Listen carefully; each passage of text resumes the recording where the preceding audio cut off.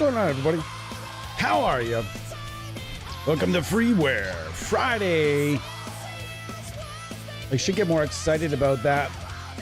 I don't want to be that loud, though, because the missus is she's working on some school stuff, so I'll be like, it's Freeware Friday. I don't want to yell. I'm going to try not to yell. Anyways, what are we doing today? We're just chilling out with some free stuff and low tunings. I'm going to use three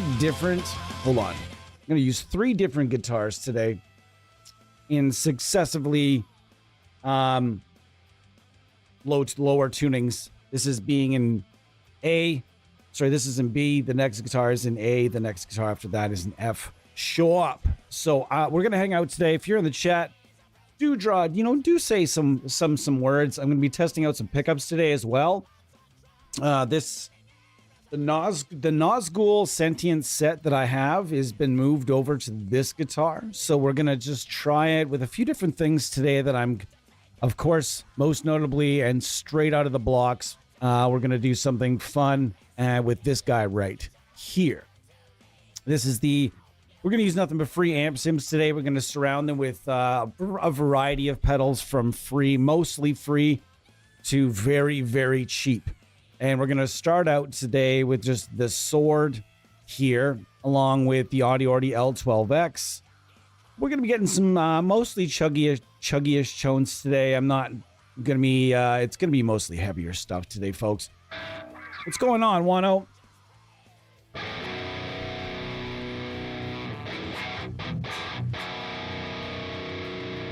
Sounds good so far. I've done absolutely nothing. I'm going to use Unified Preamp right now.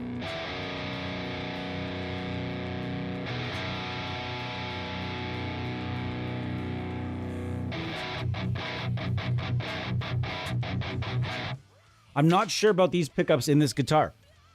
I'm not 100% sure. I'm also I haven't looked up. Can you guys, I'll have to look it up. Ideal height. We're going to look it up together here real quick. Ideal height, Nazgul. Oh, come on. Pick up. 2.44 millimeters bass side, 1.99 on the treble side.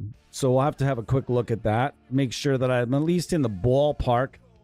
I know that's super exciting for you guys, but this is really something you're going to have to do when you install new pickups. You gotta. And oh, that's right. I only used this one here. Okay. So I'm at approximately a whole lot more than that. So let's back these up.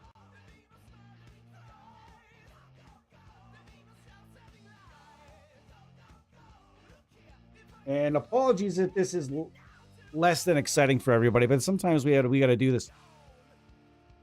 Oh. All right, super exciting for everyone. Maybe it's the fact, I'm not sure. Do I have to censor more than one letter? Because I've heard if you put like any swears whatsoever in your titles, it just won't help you.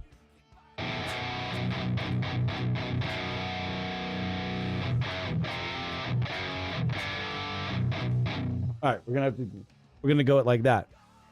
So what I've done here is I've wired everything to one knob, and I've taken these two out of play because I've never required two volume knobs or two of anything. Tone knobs are for metal mostly irrelevant, but for stuff like doom, rock, and especially on Telecasters and Strats, etc., like for whether it's blues or jazz or a number of different things.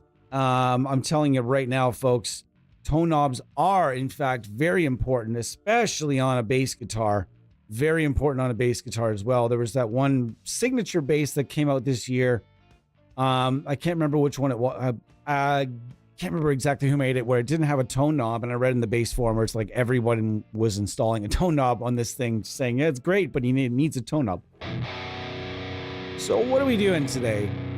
Yeah, well, as mentioned, we're going over some sick tones here with our friend, the L12X. It's absolutely free. We're going to make some smashing tones with that. And my friend, the EGA 414.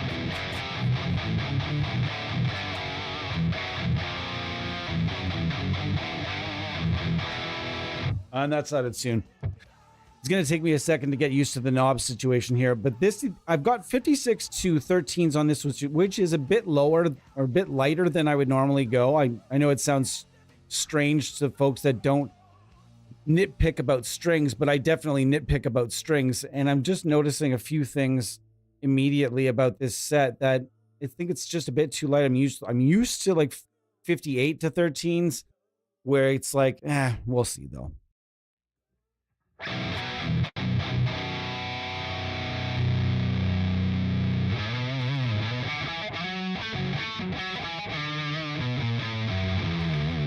I really like the Sentient. I'm just not 100% sure this set of pickups is for this guitar. I might continue to bounce things around and just until I find the ideal set, the ideal guitar for the for these Nazguls. And I'm not 100% sure. I know like Rudy would be like, just put it in anything. But for some reason, I just can't get... I've been kind of toying with this set in the Iceman here. And I think the Iceman is secretly pissed off. And we're going to try again to get this right. Let's see if we got it right this time.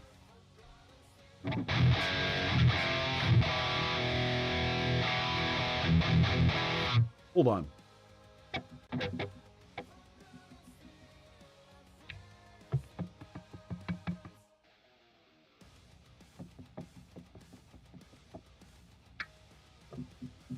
I hope I didn't. I think I might have screwed something up here. Hold on, folks.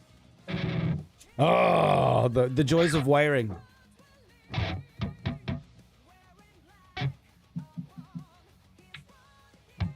Nope, I didn't.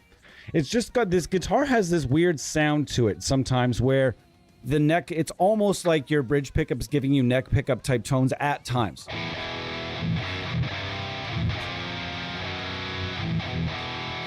Now I gotta bring the input back.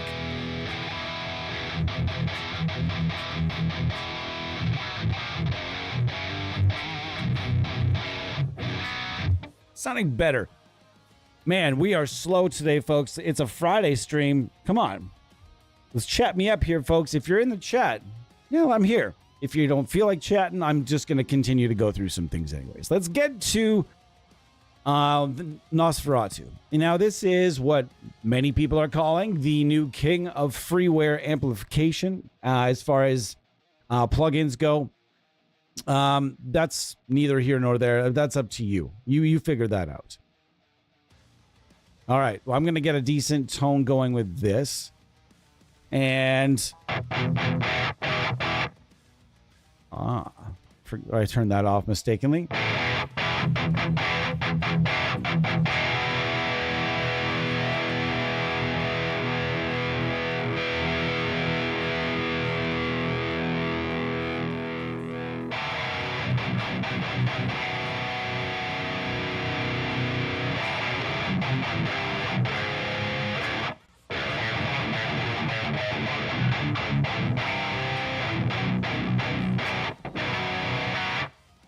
Not 100% sure that these are going to be meant for this guitar. This is probably the only time you're going to see, rather hear, this guitar with the Nazguls. And this is now the second guitar I've tried the Nazguls in where they just did not quite match up. The second part of today's stream, I'm going to grab my Destroyer, which I basically took the pickups from my Iceman and put them in the Destroyer after having an issue with the Nazguls and the Destroyer because the bridge, as I found out, I'll explain in the second part, the bridge, as I found out, has this giant sustain block in it. And when it's being used for metal and low tunings and technical riffage, it just gives you this low end that's overblown. You can go back to the stream where we did that and it just wasn't really doing the thing. So in the second half, what I did was I took those pickups and I put them in here, and they're still just not really matching up super well with this instrument. So I may have to continue looking. and move them to another instrument, see what we got. I'm not even sure which guitar I would put them in at this point. We'll see, though. Gonna continue.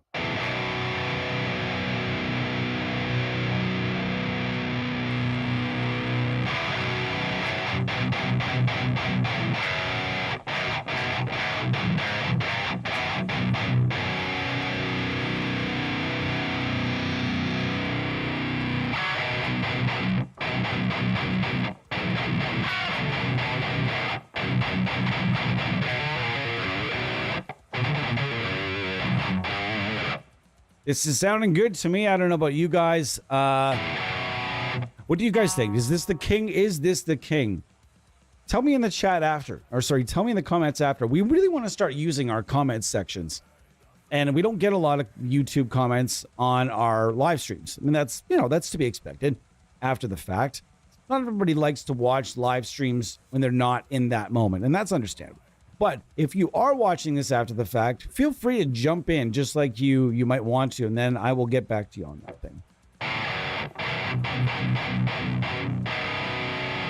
So I'm going to turn off the cab, and I'm going to go with my cabinet.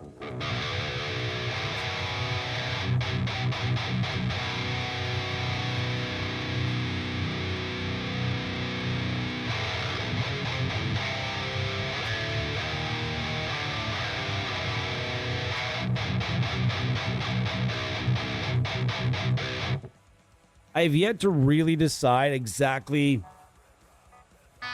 where I like these pickups.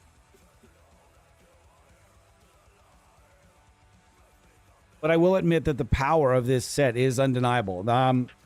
It's a very particular sounding set, the Nazgul set, though.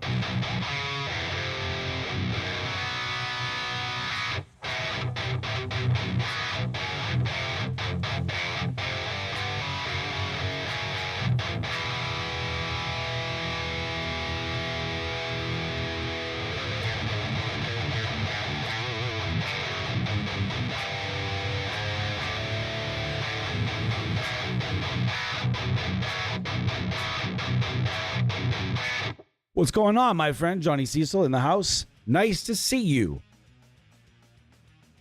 And today, Johnny, what we are doing is I am going to have 3 different guitars in the stream. We're going to take 2 different breaks, quick breaks, 3 different guitars, all having lower and lower tunings, and we're going to take them through basically what is this at this point known as like the big bunch of the best freeware we can find. NAMM Universal going to be getting a huge, massive update, upgrades in the very near future. That is coming. Okay. That's going to be so amazing. Man, WaveMind has a 2026 for you. But right before that hits, don't forget, this month, the Secrets plugin, the big one, is landing. It's finally going to be released. You guys were here. Don't forget, you guys were here when we first started talking about, we first debuted, even just little snippets. And all you guys have seen as like all you guys have been able to see with your eyes is maybe about, I don't know, about a collection of 3 seconds total. We are talking like milliseconds where I just went boop boop and like let people see like one frame. Like, what was that? So the big one's coming out this month. So this one is here. I also have, wow, that I messed up. Why do I have, okay, never mind. I've got the Ignite Amps STL Tones Emissary. This one is also royalty at this point. Can it still swing with the biggins? Yes, it can. L12X solid state amplifier from, of course, our good friends over at Audiority. Can't wait to showcase this a little bit later. We're going to use this a few different times. Nosferatu we're using right now, and this is, I'm heralding it, the king, the new king of the freeware. Now, I wanted to, does the Own Hammer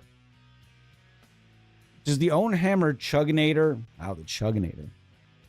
I want to say that at least a few of us knew someone that should have been called the Chugginator in high school. I knew a few dudes that just hammered beers, but no one ever called them the Chugginator. That'd be awesome. Can you try this for free? This doesn't have freeware. You can't try it. Can you? Is there a freeware? No. There's no trial. If they're paying for iLock, which by the way, who suggested to Ownhammer that they pay for iLock? I want to send somebody a message, but you can't reach out to anyone at Ownhammer. They have isolated and very much insulated themselves. And even the one person that I used to kind of know that went between Ownhammer and myself no longer exists, I suppose. So I really don't know, but someone should reach out to them. If you have the ear of the folks at Ownhammer, tell them to stop with the iLock and save themselves money. And then all of a sudden they'd be able to take this $49.99 would definitely be able to become at $39.99 because these, iLock gouges developers for the amount of money that they charge them to use the service. And I don't even understand why developers use it at this point because it was cracked by the I don't know what you want to call them, scumbags. I'm not even going to call them. They're not the non-ethical hackers, folks. And by the way, if you're out there thinking about using any pirated software, caution yourselves. Ask yourself a question. Is this plugin worth basically giving my machine full-blown AIDS? Because they are putting sneaky stuff all over your machine. You might think these people are all like Robin Hood. Here's all your paid plugins for free. But really, you are doing nothing good for the industry whatsoever by using the pirated plugins. Just don't do it. Don't do it in any way. You're not helping anybody but yourself. And even in this case, you're not even helping yourself because it will straight up I've known people who basically had their machines just completely nuked by this stuff and lost everything. Don't do it. Don't do it. Don't do it. And that being said, if you have the ear of someone at this company, reach out to them and let them know they don't have to do iLock. Just go out and reach out to a notable software or whoever built them the plugin, for that matter, whoever built them this plugin should have pushed them in the direction of hey, we'll create you your own, or you can just use our proprietary in-house licensing software and we'll update it and maintain it for you for whatever. But instead they went with iLock, and it's not a good thing anymore. It used to be a good thing. I never complained about it before. I complain about it now because it's unnecessary. That's that, and that is that. So the reason they may not do freeware, and I always say it, if there's no free trial, you don't want it. This is a very reputable company that only does amazing things. So I will say that this is one of the exceptions for that rule. I suggest you just buy it because it's probably really rad. But that being said, usually a lack of a free trial is a red flag, huge red flag, and you don't want that. But in this case, it's not a red flag. It's just that they've decided not to do one. Why? Because iLock charges you for every NFR you send out. And that's a bummer. It's a super bummer. So you think about all the different costs that plugin developers have to build into the price of their plugins because of iLock. There's only a few companies still using it, and I don't understand why they're still using it because it's been cracked. It was unhackable, iLock. Whoa. And they did it. All that's doing is by making those claims, you're just like poking those people and saying, hey, stay up for 72 straight hours trying to hack us. And it's just eventually they'll get to you. Those people eventually got to them, so of course. So anyways, and has anybody tried this? And if so, how is it? All right, let's get back to it. Free IK Media, best free sim out there. What? Johnny, what do you mean free IK Media? What does that mean? Free IK Multimedia, best free amp sim out there. Which one? I don't know what you mean. Brain dead, what's going on? Brain dead. Again, I wish I had the fucking big Stream Deck where I could just hit the button that had like, and they could just trigger that for you every time you came in.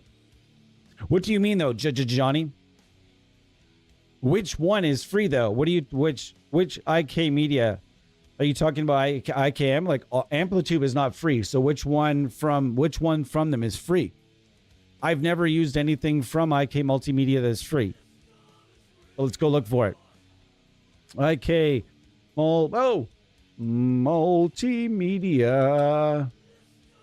Okay, multimedia, free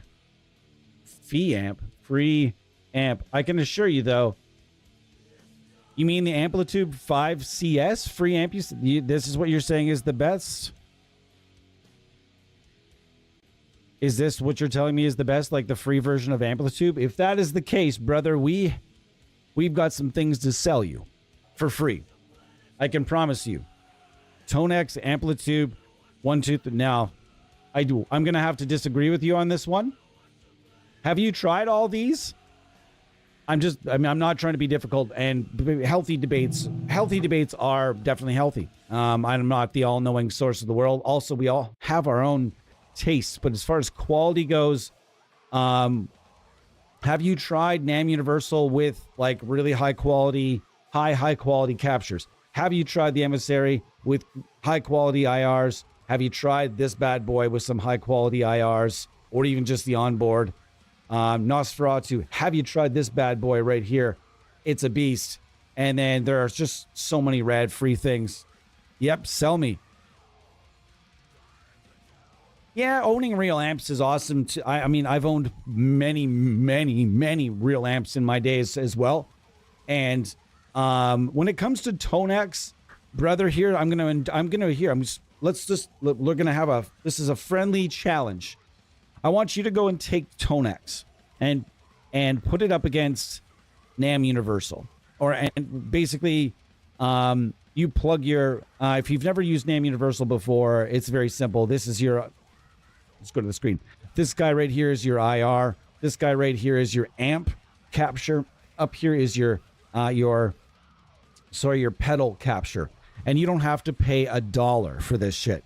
Okay? So you go, whoops, you go to Tone Hunt, which is now known as, we got to do it. Folks, we have to do it. It's been a bit.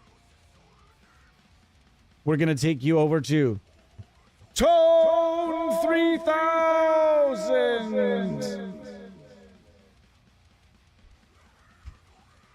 Has to be done. Anyways, this is a rad site. You just go up here to this search bar and type in whatever the hell you want, and it'll come up with somebody out there that has done a free capture. There is nothing paid on this, and there's millions. So is it 1.5 million captures or some stupid number like that? You go ahead and look up any piece of gear. Go ahead, challenge yourself, challenge me. Any piece of gear you can think about. The majority of those things that you can think about have been captured by somebody out there that has one, or maybe a plugin based on one. You gotta just weave your way around that. But then again, if you go on the Tonex libraries, there's plenty of people capturing plugins over there, which I believe is, I don't know, man. I would not want to be IK Multimedia. Let's rephrase. If I was IK Multimedia's lawyers, having captures of other developers' plugins on my publicly available through my technology would make me nervous. It would make me nervous. I would at least knock on someone's door or send an email and say, hey, whoa, any chance we could find a way around this? Also, if I was the people representing Tone 3000, I would also not want, I mean, people are just going to lie and cover it up anyways, and that's fine. As long as they're not out there openly saying, hey. But then again, some people think that it's not a bad thing because it provides a really great sounding, simplistic, free trial of that plugin and may sell them a plugin or two. All right, I can see both sides of that coin, and I can see both sides of that story. Anyhow, as you're noticing here, you could go JCM 900. There are amp head captures, there are full rig captures, there are pedal captures, and then you just feed it all into our friend here. No need for two instances. With Tonex, you need two instances of Tonex to use a pedal and an amp as far as last I used it. In this, we built it all, and Wavemine and the AmpSim universe here, we built it all into one shop. Also, it's getting a huge upgrade very, very soon that will change this plugin phenomenally, making it much, much cooler, much better, and it's going to look way sicker as well. So be ready for that in the near future. Yeah, but is it free? No sign up, no demo that dies after. Nope. None of this stuff. Most free stuff wants you to sign up. Nope. Hang on. Hang on though. Actually, this is a good idea. This is a good conversation, Johnny. Here's one thing about some freeware. Yes, some freeware, some developers will, when you download some freeware, they will ask you to sign up to their mailing list. And there's a reason why I think you need that. Every AmpSim user out there needs to be on their favorite developer's mailing lists. Why? Because sometimes they have mailing list only sales. They give you free plugins for signing up sometimes, or you'll get a free plugin just for signing it. That's pretty awesome, because I can tell you that many, many, many hours of work, what goes into these plugins, they're giving them away for free, and they're trying to build a customer base. All they want is an email. That's fine by me. I don't mind it. I really, really don't like, however, when developers make me go through that fake PayPal transaction to get a free plugin. That shit pisses me off. But when they just, hey, sign our mailing list, that's it. That's awesome. And you also find out about sales on some of the stuff you might be waiting to snipe for super, super, super cheap. Say there's a plugin right now that you want. There's a lot of lingering Black Friday sales that are like 70% off, 60% off, and you could get a lot of really sick deals. Plugin Alliance has plugins for like $5 to $10, regularly $129. And when you sign up to the Plugin Alliance mailing list, by the way, it's rad. They give you a big bundle of free plugins, not just one or two, but there's like, I think last I heard there was like 8 to 10 free plugins of all types that you get just for signing up to their mailing list. That's pretty awesome. And then every once in a while from Plugin Alliance, they'll just say, hey, here's $50, go buy something. And you're like, wait, what did you just say? You're going to give, what's the catch? There is no catch. You just take that code, you plug it in, you buy something. You can even use it during sales. It's ridiculous. So that's something that I would advise everybody look into is don't look at the mailing lists like it's a bad thing. It's the fake commerce stuff. Like I don't really dig that stuff, but nonetheless, I don't think it's a bad thing when these developers are asking for your email address. Again, not a bad thing. This, however, they just ask you to sign up for an account. Most developers just ask that you have an account with their company, and then you can just take the stuff as you wish. Nembrini Audio, you're gonna lose it when I show this to you. We can go over to Nembrini Audio, and if you've not heard of this company, let's go. Free, first link. Here's all their free plugins at Nembrini Audio. You get a Big Muff, a wah pedal, a tuner, a rat, a Centaur clone. You get their live rig standalone plugin. You can get the 808 Overdrive Pro. You can get the Crunk V2, co-designed by someone maybe close to this family. Just kidding, not really. And the delay pedal that lives in my chain. Every single solitary stream we do here, the analog rack delay free, analog rack noise gate free, analog rack cleaner free, rack chorus free, all free. Just got to be able to build your own signal chain. And if you can't build a signal chain, you should be watching tomorrow, because we're going to be having a bonanza of why people out there need to get outside the suite, and we're going to teach you how to build a signal chain roughly, and teach you how easy it is to get more out of your plugins. Okay, to build more of a custom, unique sound to just yourself. We're going to teach you how to do that. All right, so this is again all free, and on here everything is free. Everything. There are a lot of people that build pedals, like Bo, for example, built a pedal just so he could capture it and put it on and put it right into our plugin here. So this is, and here's my challenge for you. Go and get some of the best stuff you can find from Tone 3000 and plug it into NAMM, or even there are paid packs that you can buy as well.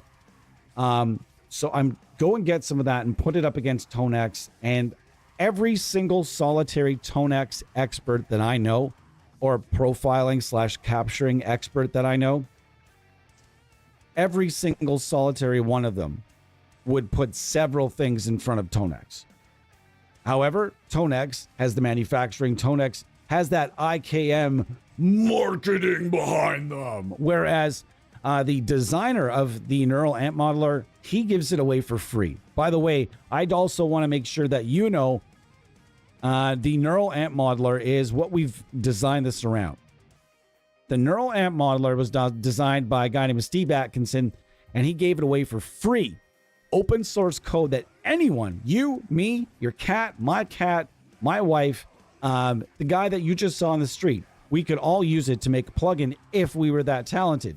What Wavemind did is they took that, Wavemind and us, I guess, took that code and then used it to build NAMM Universal around his amazing architecture. And all of these plugins, all these companies here have used the neural amp modeler in their technology, and you may have used a piece of technology already that had this built into it. Also, this was 100% the motivation, it seemed, behind ToneX, was to get something out there like the neural amp modeler, but it does not use it as well. At least I don't think it does. Wouldn't that be crazy? I'm not saying this is complete tinfoil hat shit, but wouldn't it be crazy? Wouldn't it be crazy if the architecture behind ToneX was just NAMM? I'm just kidding. We know it's not, because NAMM sounds better. Anyways, we took that little offshoot. We want to make sure people around here, we want to make sure we go in depth with the newer users. And for some of us, it's just like we can rip on about this stuff. And sometimes we got to slow it down and bring people in one by one and take that time to immerse people and tell people, like, hey, like, how many people have we had come in here and say, I use nothing but Positive Grid? And then by the end of the stream, they're just like, man, I have so much to do. I can't wait to get off here and just get all the plugins. And then they do. And then they come back hooked. So I hope that you are the same. And I hope that you have a lot of fun. If you like ToneX, I can promise you, you will love NAMM and all the various platforms that use it. So let's get back to some of the tones here. We are going to move along from this. I'm going to get to the emissary now. We're going to set up the emissary. This is also free. This is sort of in what I would call the royalty of freeware. This is was at least, and still is, one of the greatest freeware products ever released. It's amazing. Whoop, breakdown alert. Sorry, folks.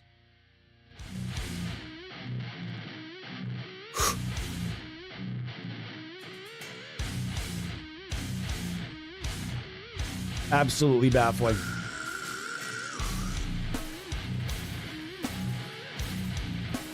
Straight ignorant. All right, let's take a look at the comments here. I own most of the real amps. SLO. Oh, if you want the best SLO. There are a lot of plugins based on the SLO, brother. I don't believe there are any free ones. No, there are not that I know of. There are no free SLOs, I don't think. Is Neuron Tubes free? I don't know that that's a great one or not, though. I haven't really used it often. So anyways, we're going to build a chain. This is not free. I'm going to use here's one thing you can do by using a lot of freeware. You can go occasionally buy a pedal. Actually, you know what? Let's use a free pedal as well. Let's use the Unified Preamplifier or the Greed Smasher or the Shoeless Drive. These are all free, brother. You can go and download all of these. And then Brini Audio Black, also free. The Sword, another collaboration that we did with another company called Audiority. This is also free. And you can use all of these right now for $0.00. So let's see what we can get out of the emissary on this fine, fine day. And then we're using it with the Shoeless Drive at the moment. All right, we're clicking the mids on.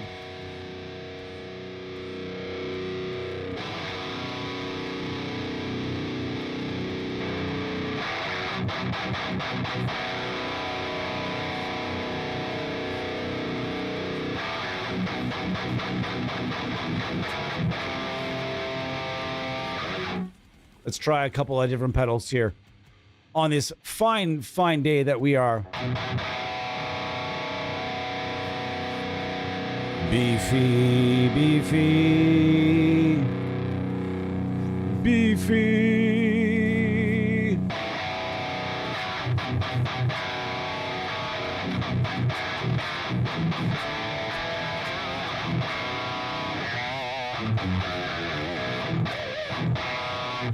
free, free, free, free, free, free. And this Nazgul is starting to light up now.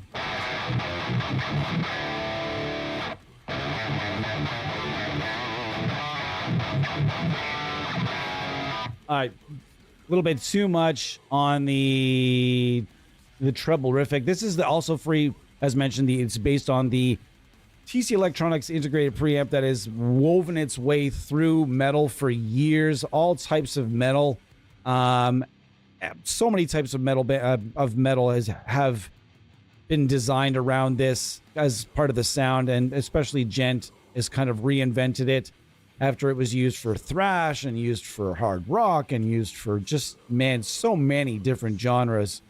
And this is basically how I like to set it up.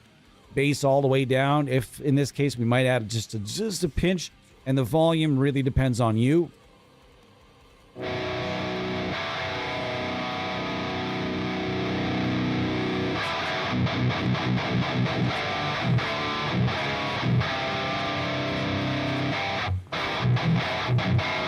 Wowzers, that's sounding pretty good. Might not necessarily be your sound. Is your sound more of a rock sound? Let's go through it.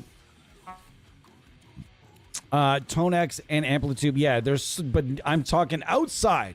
Let's forget about IK Multimedia. There are some there's a platform I want to show you that's a subscription service that if you're feeling saucy, you might want to try sometime. Actually, we'll go through it another day. Check out Amp Hub. There's an awesome SLO in there. This is a free pedal also called the Greed Smasher. It's based on a Mesa Boogie Grid Slammer. And we're going to toss it through. This is an old school chain for me. Wow.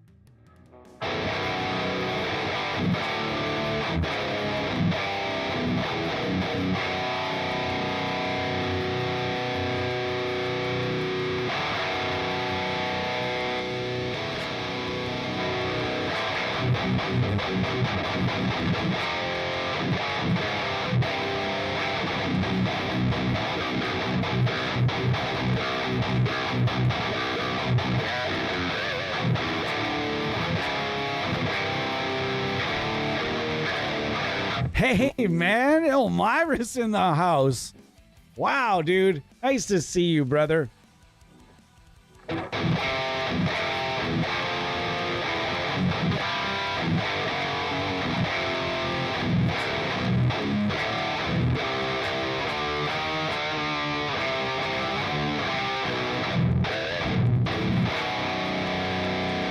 I did. I recognized you, brother.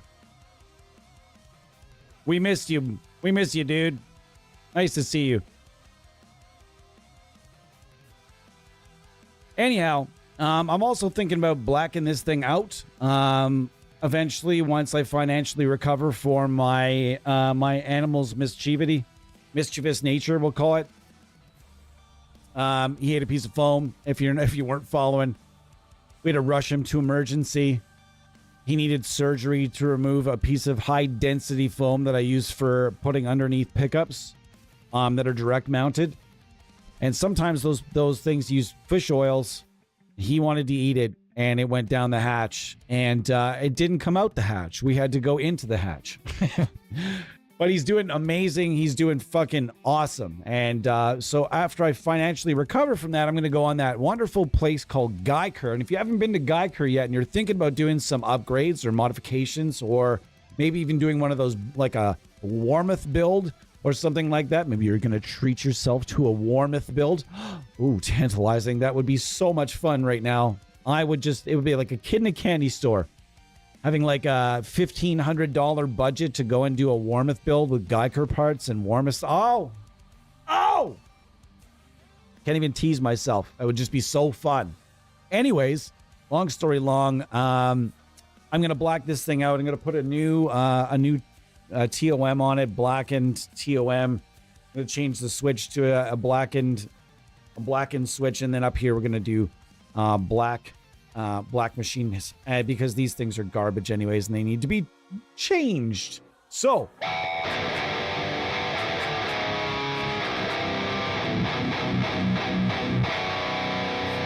I'm not fully sure how I feel about the sound of these pickups in this guitar. I know that the Nazgul and Sentients are going to be really great in something at some point, but I don't know that they're meant for this particular instrument. And that's okay. Not every set of pickups is going to be universal unless it's like a set of EMGs. EMG 81 and 85. Man. Also, a quick update. As mentioned, I have acquired an amazing... I showed it to you guys in the last stream. I acquired a LTD EC1000 from the early 2000s with all the binding on it. Oh, it's a fantastic guitar. Now, there's a problem. I took my time. I wired it. Oh, did I wire it? It's beautiful. I took pride in the wiring. I did it without a diagram, really. And I just was like, I just put it all together. And I was like, oh, man, the wiring looks great. It's all shrunk, wrapped up. And then I checked a diagram just to make sure. And the first thing I looked at was a black line on the diagram that said bridge ground. And then immediately it was like having one of those moments where you're like in a movie where it's like, you know, I was like, I haven't seen a bridge ground yet. Why have I not seen a bridge ground yet? I wasn't even looking for one. Then I realized that those guitars were designed and built for EMGs. And even though the two other guitars I have that were built for EMGs feature a bridge ground to the Tunematic bridge, this one does not. So I had to take it, once again, with my tail between my legs to my mentor and say, I can't do this. It's a nice guitar. I don't want to fuck it up. He's like, oh, you want me to fuck it up then? I was like, well, listen, if you fuck it up, then I know it just wasn't meant to be. But if I fuck it up, I'm going to stare at it forever and be like, damn, I should have brought it to you. So I brought it to him, and it's all wired up. All he's got to do is pop the stud out and do the drill a hole and all that jazz. And apparently it can be done very easily, but not by this guy. I don't have a drill bit that's this long. I don't have one of those. And even if I did, I have a tough time getting those Tunematic studs out without feeling like I'm gonna hurt something. So anyways, long story long. Again, that guitar will be coming at you guys next Friday. I can't wait. This is a free amp. This is let's go over the signal chain. What I'm using right now is the free Mercurial Audio Greed Smasher. This thing is classic. And if you've been around plugins for a while, for a day or two, you'll have used this probably a few times. This thing is awesome. Just put it out in front of just about any amp, and it's always sounded good. Putting it out in front of this amp specifically sounds really cool. And then, as per the usual, I'm using my EGA. But if we want to use a free impulse response as well, let's go to the old Catharsis. Now that's a way better tone than it deserves to be. All right, let's just riff out for a little bit here and shut my mouth for just a couple minutes.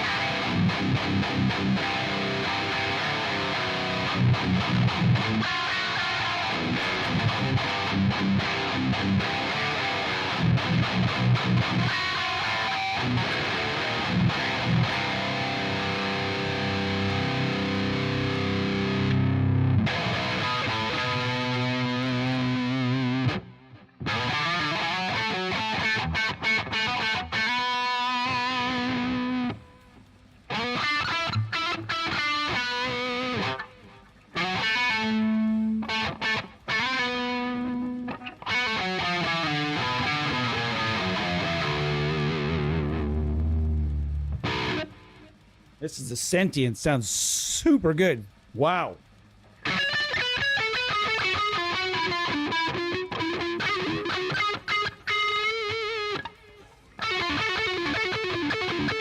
Man, this might be my favorite new neck pickup, like, all time. I'm not kidding. It might be. It's how much noise are we covering? Whoa, that's a lot of noise.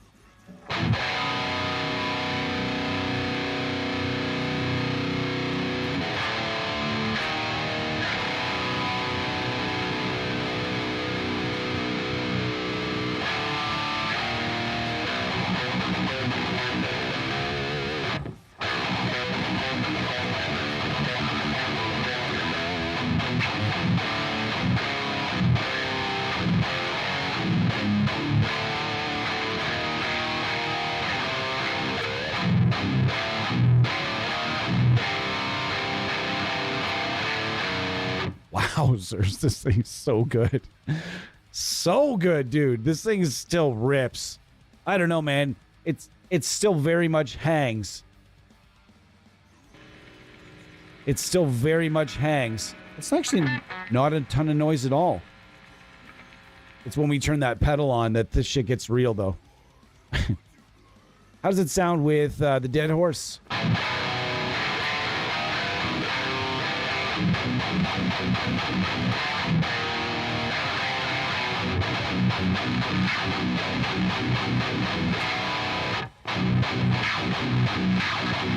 Wow. Starting to come around on the sound in this guitar, though.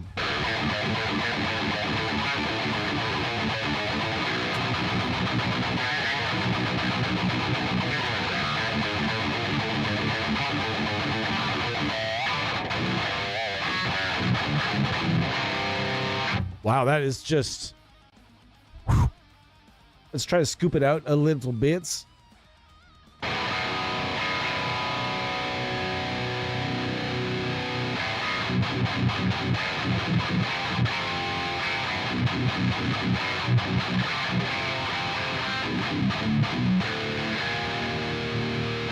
Wowzers. Sounds pretty good.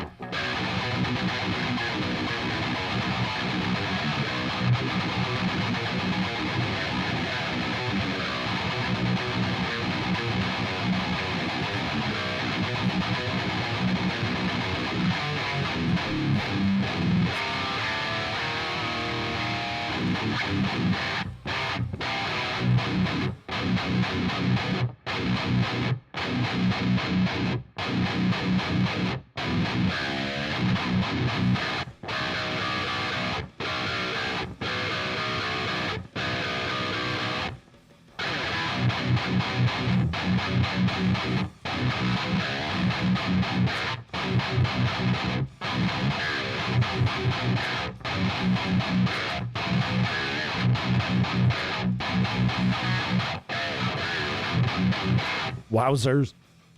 So yeah, this thing still crushes. Just slays. Go and get it. Mix it with whatever you want. I'm currently mixing it with the old school freeware, the 20-plus-year-old impulse response, the Catharsis cabs. They are available. I guarantee if you type in Catharsis cabs or Catharsis cabs impulse response, I guarantee they will show up and you'll be able to get them from some source. And they still work. We use them from time to time on here when we need something that's awesome, that sounds free. And if you give me something that sounds free and that's better than that, hey, go ahead. If you guys have better freeware IRs to recommend to me, I don't mind broadening my horizons. But as far as God's Cab from Wilkinson Audio and the other options they have at Wilkinson Audio that have been around forever, the Catharsis cabs, the 7 Deadly Sins IR pack, and now, of course, you can just go on here and go and just find your own impulse responses. That being said, like Tonex, like Kempers, like the Rig Player and Overlouds THU, like STL Tones Tone Hub, like all of these different sources, it all depends what goes in. If you put shit in, shit comes out. That's it. You need to go, you got to find the reputable people. And how do you find some of the reputable people?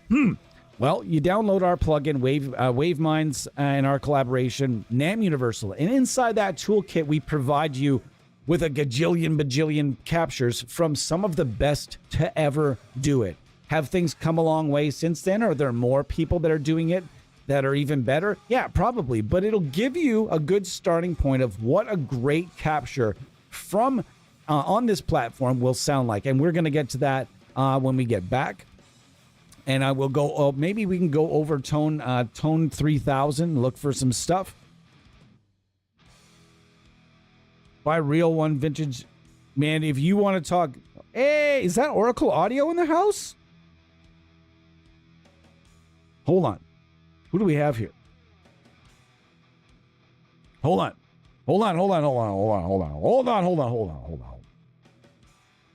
I got to go back here. You guys are moving fast and I love it. But I sometimes I didn't expect it. Ever try the Duncan Custom Shop 78 Brobucker? I have not, but I have heard of it. 78 is the AVH and 9 Brobucker 10 point. Nice.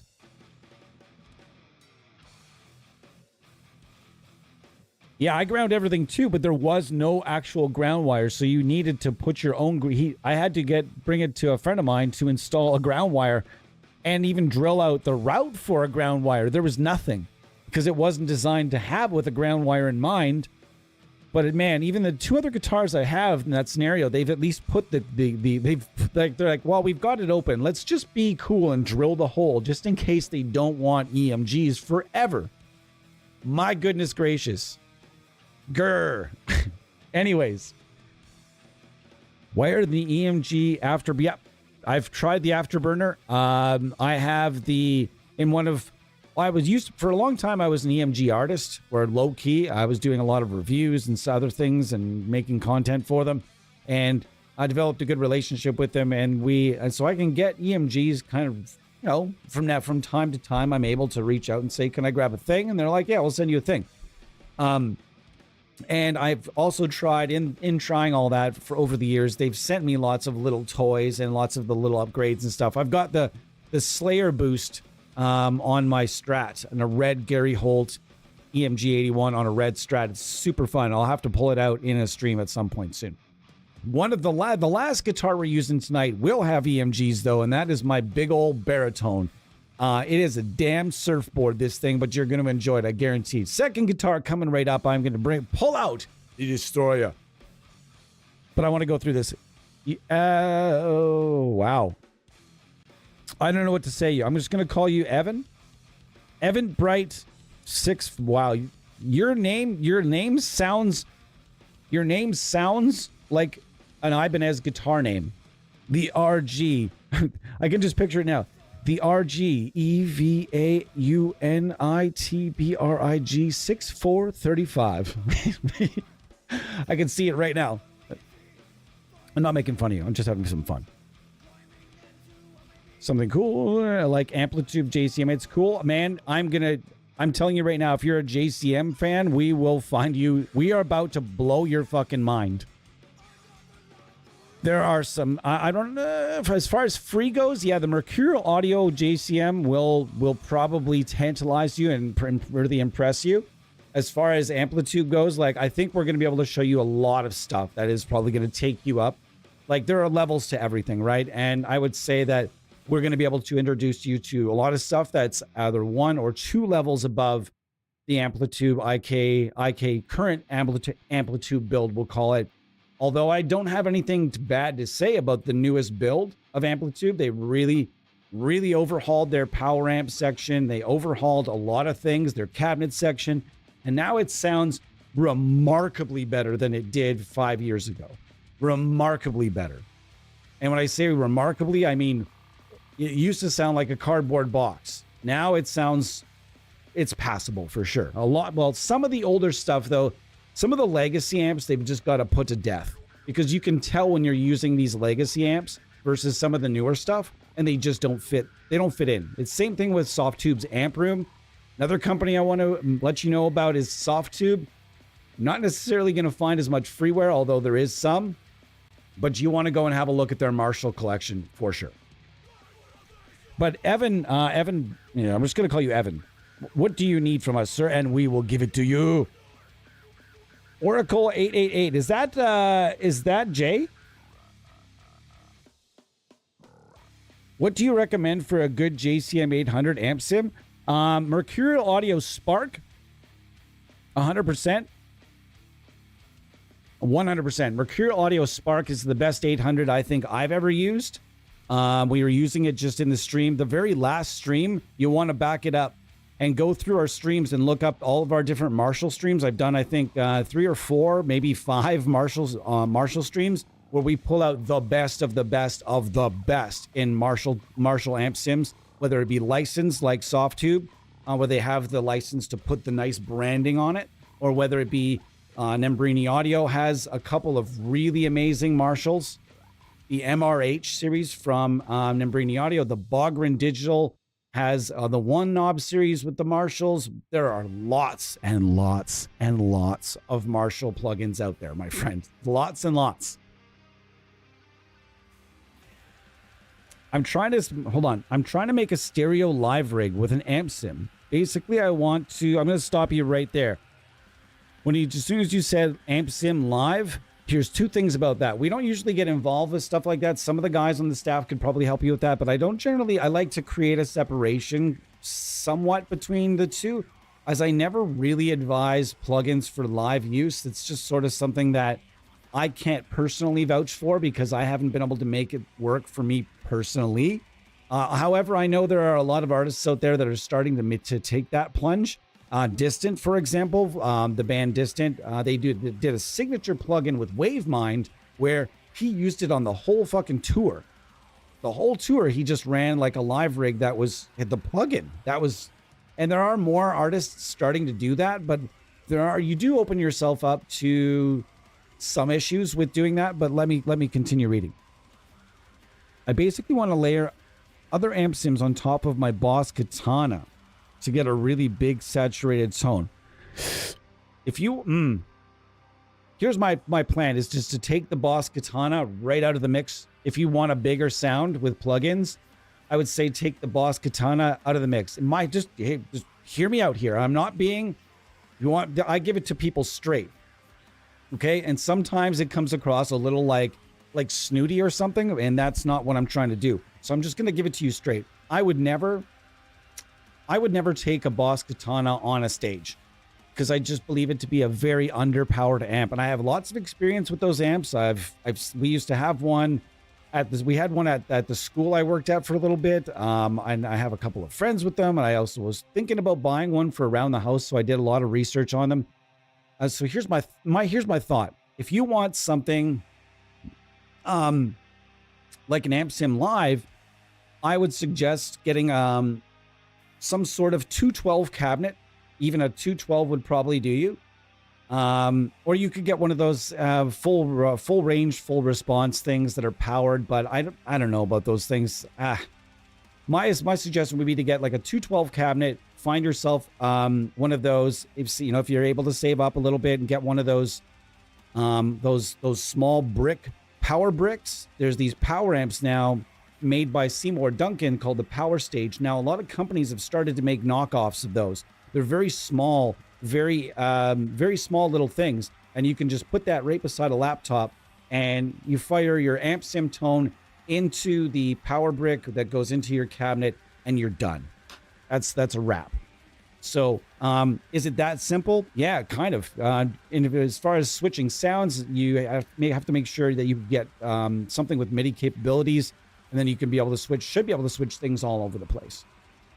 But again, I'm not and don't claim to be an expert on using amp sims live. But if you're asking me, if someone said to me tomorrow, you have to play a live set with plugins, that would be how I would accomplish it. I would get myself a larger 212 cabinet with like a Mesa Boogie or now again there are cheaper speakers out there now available and that are being made really well. So I don't know much about those brands. Glenn Fricker and a lot of other YouTubers do stuff on the Made in China stuff that is apparently quite good.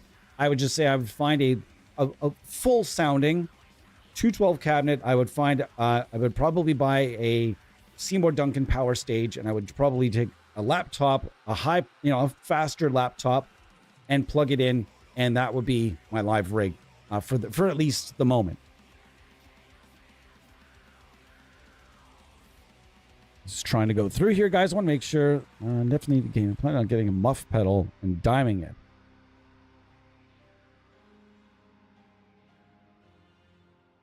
Have I? Yeah, dude. The 1111 by Auto Audio. Yeah, I've tried. I actually used to, well, for a short period of time, I worked for Auto Audio as doing some freelance. As some of the people that watch our channel here, they know, like, but for the newer folks, like, I do a lot of artist relations, and I work with various developers on product design and various other things. So I got the opportunity to work with Reed at Auto Audio for a little bit. Great person, and that product itself is amazing. It's the Swiss Army knife of plugins. Like, it can give you every type of big fat heavy tone that you could ever ask for. I don't use it a lot here on the channel. Not sure why we don't get around to using it as often as we should, but I get very, very familiar, and everyone here on the team is actually very familiar with that plugin and loves it. So there's that for sure. Cool. Ivan is 555 custom order, full EMGs with Afterburner and 89. Nice. That's a very nice guitar. So the link's at Wavemind. What do you mean? The link for Tone 3000 or the plugin? I've been using Amplitude when it comes to producing on Ableton. So bringing in my digital rig from the, I wouldn't, if you're gonna make a live rig, I would get something a bit better than Amplitude. Just my feelings on it. That's, again, I try to give it to people straight, and there's better stuff out there for less money that will get you even better live tones. I think if you're going to use a plugin live, you should look into like something with a little bit more quality to it. That's just me. Again, I don't feel the quality for Amplitude 5 is bad. I just know that there are a lot better options out there that can be super helpful.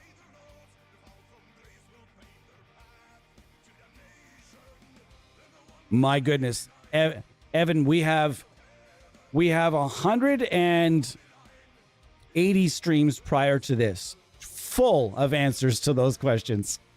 But when I come back, I will show you lots of stuff. We can recommend some, but everyone else in the comments, he's asked a good question. What's better than Amplitude? And are you okay? So Evan, I'm assuming you're looking for what we like to call full or mega suites, where you get lots of components under the hood and you get lots of things under the hood, like lots of amps, lots of pedals, lots of this, and not just 3 or 4 amps and whatever. So out there, folks, in the comments, I'm going to ask all of the experienced people out there that know exactly what we're after here. Recommend Evan something. Actually, it's spelled Evan, so I'm going to say it Evan. Evan is just, let's give him some options in the full/mega suite categories while I'm jumping different guitars here. And man, there are a lot of them that we can suggest depending on what your budget is. But if you're asking me, in that particular category, the greatest thing ever created in that particular category is Line 6 Helix Native. There isn't better, in my opinion. Nothing. Amp Hub from the STL Tones would be right there behind it, but I'm not sure I'm not really sure of Amp Hub's live uses. Whereas I know many people use many people use Line 6. I was going to say Native Instruments for some reason. I know many people have a lot of luck with Line 6 Helix Native in a live setting, and the price, I think right now, is like half or more than half off. It's like a $400 plugin, but it's like, if you think about how much gear you're getting in it when it's on sale, getting it for like $160, and you're getting bloody 1,000 components or some ridiculous thing in there. And every year they're nice enough to just be like, hey, we're going to add a bunch of gear for free. Yeah, don't mention it. Don't mention it. And they will literally give you, they're constantly improving it. And that would be the one that I would go for. If I had to play live with just one plugin, and I often say this, I've often said it, anybody that's watched enough of these that we've had this talk can attest to the fact that if I was forced tomorrow and someone said, we're going to give you X $1,000 a month to only use one plugin forever, then that plugin would be instantly, without even them finishing this sentence, it would be line 6 Helix native, and then I'd be out the front door. Because it has everything. Every sound you could ever want to make with a guitar is locked inside that plugin. So that's my thought. If you're looking for something better than Amplitude in that same category of mega suite or full suite, that's the bag. And there's no, it is what it is. It's awesome. It's give it a shot. So I'm going to take about 2-3 minutes, change my guitar for the first time here, although I wanted to jump in here a little sooner and change this. It's going to be a long stream, I suppose. But I'm going to bring another one back here and make some more low tones and see what we got. All right. What am I going to leave you guys with? Leave you guys with, let's go Stormbringer. Cheers, everybody. This tone is amazing, by the way. Right back.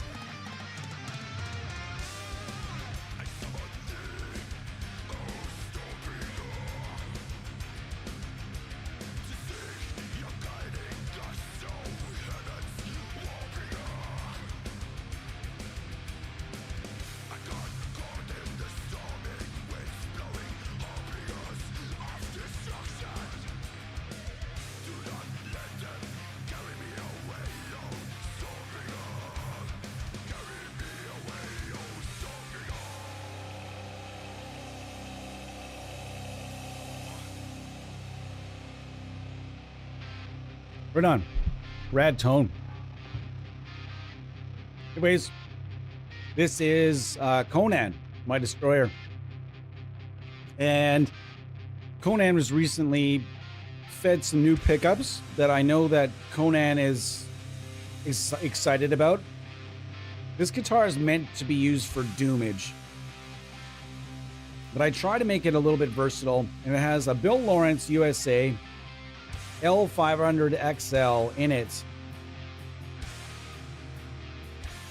in the bridge, and then in the neck is for now, just until I get my package from Railhammer. Thank you, Ken, and thank you to Tim over at Railhammer. They are sending me a Railhammer chisel, and the chisel is going to go into the neck situation here, and hopefully be able to provide a Doom extravaganza.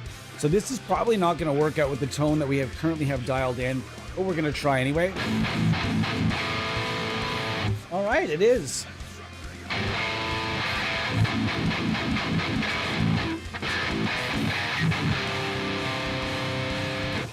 Nice. Let's turn this down a bit. Nice. That sounds pretty good, actually.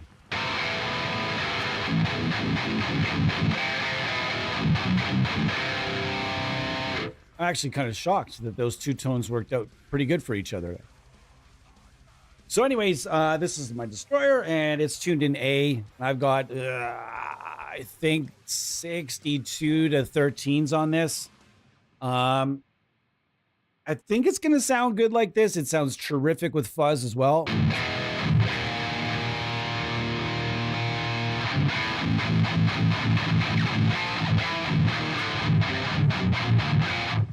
So if I want to do now, here's the cool thing about NAMM Universal. If I want instant electric wizard tone, all I got to do is go in here, hit my Doom preset, and we are off to the races. Monolord, instant Monolord.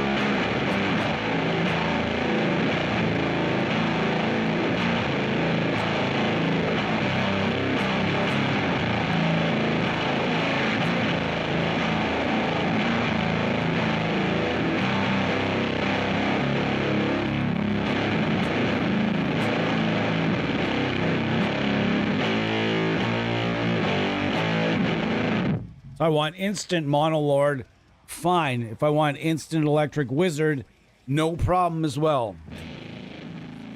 And of course, this global control has got to change.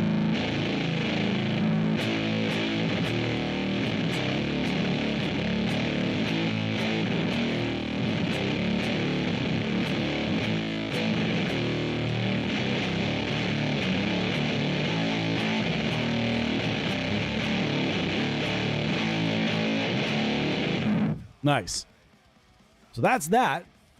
If I want to do something that's, I want to go heavy rhythm, we can do heavy rhythm as well. We can do rock. Again, the global control, that's something that's going to change. So it doesn't really matter what your style of tone is. You should be able to do at least the brass tacks here with NAMM Universal.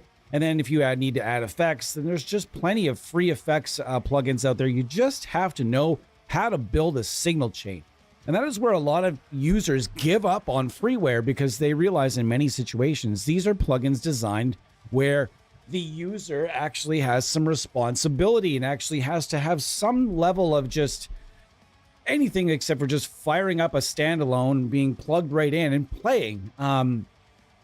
I don't understand how people operate like that. I have no comprehension of it. It just doesn't make sense to me. It's like people that put ketchup on steak. I don't understand these people or why they do this. But this is how people live. Somehow, some people live their lives. What happens when you want to record something? You know, I actually saw it on a user group once where they're like, "How do I record something with my?" And they're like, "What? You just use a DAW?" He's like, "Well, I want to use my standalone plugin." What? That's not how it works. And he's trying to find out an ass backwards way around not downloading a DAW. Come on, quit being so reliant. Sometimes if you want things free, you got to work for it a little bit. And in this case, NAMM Universal, like I said, it gives you a great pedal sound, a great amp sound. In this case, I've got a Splon Quick Rod going with a Maxon 808X, and the cabinet is an Angle 412, and that is what I've got, what I'm working with right here. If you want to hear a little bit more, I can riff out just a tad bit more.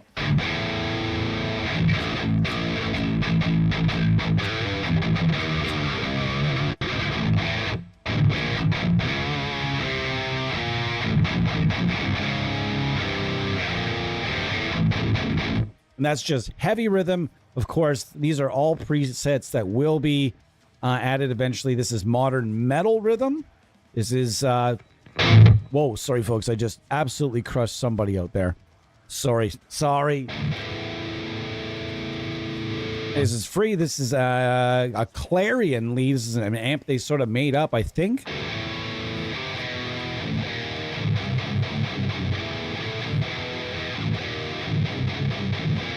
So there's all kinds of stuff you can do with this. As far as, you don't need to use NAMM Universal. I want to make that very clear. You can go ahead and use 2Notes Genome if you want to pay for it. There's also this new player called the NAMM Vanilla NAMM or something to that effect. I don't know much about it, but I've heard it's also quite nice, so you can use that. Or just the original NAMM and build, like, that's how this came up, is we were using the original NAMM in two different instances of the original NAMM, while also building a signal chain around it to get it sounding maybe a little bit better. That's what we did here. If you're curious as to what these are, these components are essentially, the instigator is a tone stack and the aggravator is sort of a tone shaper. This gives you, the instigator can give you some really, really cool rock tones. It's almost like an amp in itself, and it runs outside of, like I said, there's just tons and tons of different things you can do with only what we've created. Just what we've created, included in the toolkit. So check that out sometime soon.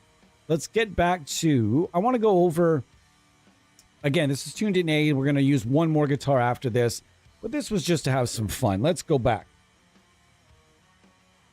Neural DSP is pretty good. Yeah, they are. But again, he's not really looking for that. Neural DSP, there's this myth that Neural DSP is this on top of this mountain. They used to be. Absolutely. And they still are an incredible company making amazing things. But now they are surrounded now at this point. There are many other companies that are at that level now. Whereas like 5 years ago, there was maybe one or two. Now there are a bunch of companies that are right there with Neural DSP as far as quality goes. You're talking about Polychrome DSP. You're talking about STL Tones. You talk about WaveMind. You can talk about a whole bunch. Aurora DSP. There are just bunches and bunches of companies. And I think I'm not sure if I said Polychrome. But again, mixed wave, depending on which product you buy. And there's just the list goes on. Embrini Audio. Tons of names of companies that are just on the same level. No, without a question. Or in some people's opinions, above that. DB Quadro, another company.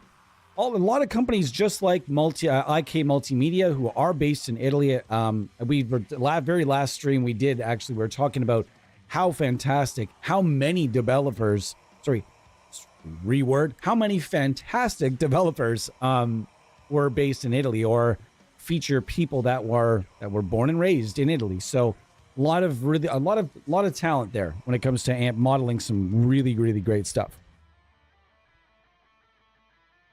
Yes, MIDI Glitch 2171. Man, these names are just fucking with me at this point.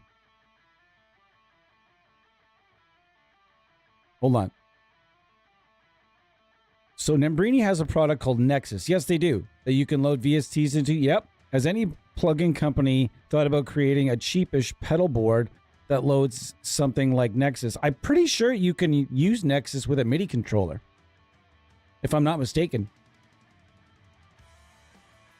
There's MIDI control in a lot of plugins now. I also like being able to browse user-created presets. Also something you can do. I'm not sure about Helix Native, but Amp Hub sure does now. I don't see a market for that. Tonex pedals already handle what people need there. Yeah, but there's a lot better than Tonex, man. The NAMM loader, the Quad Cortex. There's just Tonex is, in my opinion, not the is all and ends all of that scenario. There's just it really depends on which developer you want. Like if you're really happy with Tonex, then having that Tonex pedal is definitely all you need. If you want to go and buy a Line 6 unit, then Helix Native will be handling. You could use it for both in the studio, in your own home studio rather, or you can use it in, that's the other crazy thing is you can design all your presets using just like sitting here in the comfort of your own home with headphones on, and then you can just pump those right into your floorboard If you have like a Helix, you know, one of the Helix units, that just runs it. You know, I'm not sure what it comes to that new Stadium unit though. That's going to be interesting. A lot of talks. I see Gutalax. Yeah, man. Gutalax is an amazing band, and actually friends of ours now. We are kind of low key working with them on a little something. We need a lead player to sometimes co-host. Tyler, what happened to having Saturday night guests at times? It's been too busy to organize it, and it's been really tough because a lot of the people I want to have on are in Europe. Or overseas, and they aren't able to come on the times that I have available to stream. So it's kind of been tough to work around things. But yeah, we are going to have some guests in the chat throughout the holidays. Man, I'm not a bad lead player though. That's another thing. Once I start actually playing a lot more lead, there's going to be a lot more to it. It's just like I'm actually a much better lead player than I showcase. I just play a lot of the same patterns because I don't want to screw it up, and you know, like nobody wants to hear that. So yeah, I need to do a little bit of ship shape, and also, yes, I do have some amazingly talented guitar players locally here that could come by and just do a straight up full 2 hours of just shredding while I just, you know, kind of tinker and tweak the knobs and stuff. We could definitely do that shit. Sure, if you want to use captures of your gear, but NAM hasn't won me over yet. That's no problem. I still want to adjust. Yeah, you're right. I agree. And I want to point that out first and foremost, that I am 100% on your side of things. I couldn't be more on your side of things. I want to point that out. Okay, because like I'm the same person. Captures and profiles never really worked for me because I always find that they're a little bit short of this or a little bit too much of that. And then the more you start having to use that, whatever central brain is controlling that, at least the illusion of being able to kind of edit that tone a bit, you really only have from 4 to 6 on each of those controls before you start maybe making things sound a little too artificial. So I completely understand. That's why I love a good plugin made by someone that I know hard coded it from analog or did their real full 1,000 hours of work on this plugin, and it's and like as you tweak, you can just you feel that how the amp actually should respond. That to me that's a great feeling when you get a plugin that does that one-to-one replica. It's awesome. That feeling is terrific. Getting that real full awesome warm sound, it is awesome. So that's 100%. I'm in agreement with you there.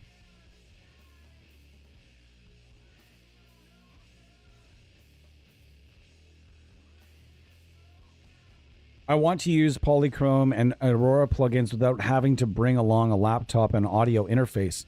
Well, I can't let cats out of any bags by any means, but I can tell you that, maybe sometime in the future, something you could end up getting something that you really want. That's all I can tell you. So we're going to continue with this for a couple more minutes.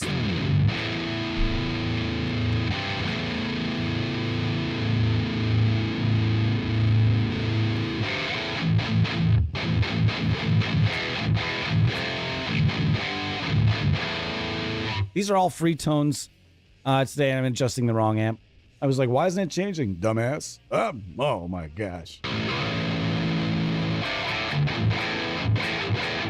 And this is we're back on the Audiority L12X. In fact, is probably going to be just 2 guitars today. I'm going to have to schedule something else for my baritone.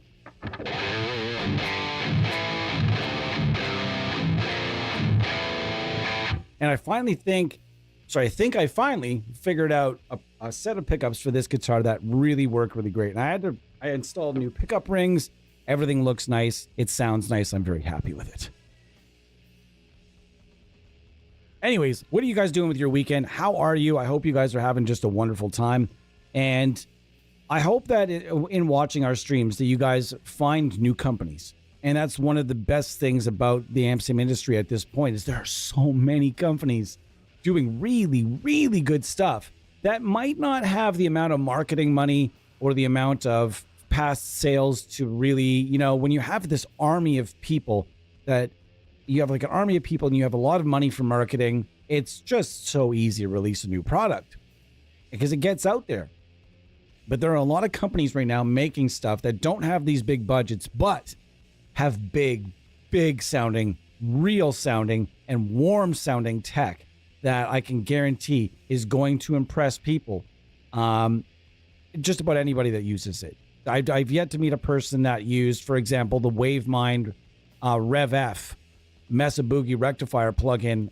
I've yet to meet a person that said that thing sounds like shit. You know what I mean? There's just so many great developers out there right now that I really feel like people need to just make sure you don't limit yourself to one company unless you're being paid money. Unless someone's paying you money, not just free plugins. That's not money. And free plugins are not enough of a reason to limit yourself to just one company. It's not enough in this landscape. Okay? It's not enough. So if someone's offering you free plugins just to put that little @ symbol on your Instagram, but still making you sign that contract that makes sure that you only create content with their plugins, that is complete nonsense. And I know that's out there. There's 2 companies that do that, and it's bullshit. So don't do it. Never limit yourself to one company, especially when you're a smaller creator.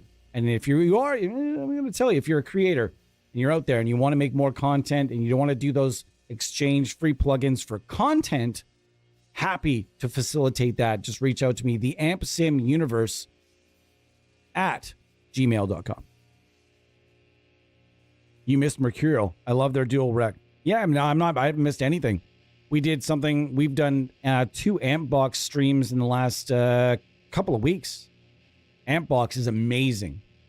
Mercurial Audio Amp Box is an absolute just a wealth of tone. However, that being said, the cabinet section of that plugin is drastically in need of replacement. They're aware of it. We've talked to them. Other people have mentioned it. It is coming down the pipe, and I really feel that plugin, that platform, has tons to offer. One of the best 5150s also in there. The tri-axis they have in there is incredible. Everything inside there is awesome. However, that being said, their standalone plugin, Spark, is still, in my opinion, the best Marshall out there. I know that they included a nice modified Marshall in the new plugin in Ampbox, but the old Spark, there's just no replacing that. That is still absolutely awesome. And if you're out there and you want a super realistic Marshall plugin, 4 amps, you get a bass 67, a lead 68, an 800, and then you get the slash amp. I think it's the AFD.